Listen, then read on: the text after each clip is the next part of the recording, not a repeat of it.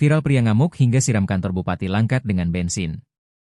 Lingkungan kantor Bupati Langkat, Sumatera Utara, mendadak heboh pada Rabu, 22 Oktober 2025, siang. Pasalnya seorang pria mengenakan kemeja batik, memakai topi serta dengan raut wajah yang penuh emosi dan amarah, datang ke kantor Bupati Langkat dengan membawa botol plastik berisikan bahan bakar minyak, BBM, atau bensin.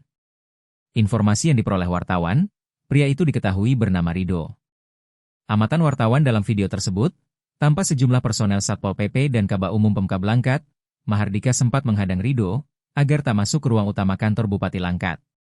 Kasatpol PP Kabupaten Langkat, Dameka Singarimbun membenarkan adanya peristiwa tersebut. Lanjut Dameka, kedatangan Rido ke kantor Bupati Langkat secara tiba-tiba. Gitupun personelnya dengan sigap mengamankan pria nekat itu. Hasilnya karena Rido mengaku salah, akhirnya ia pun dilepaskan.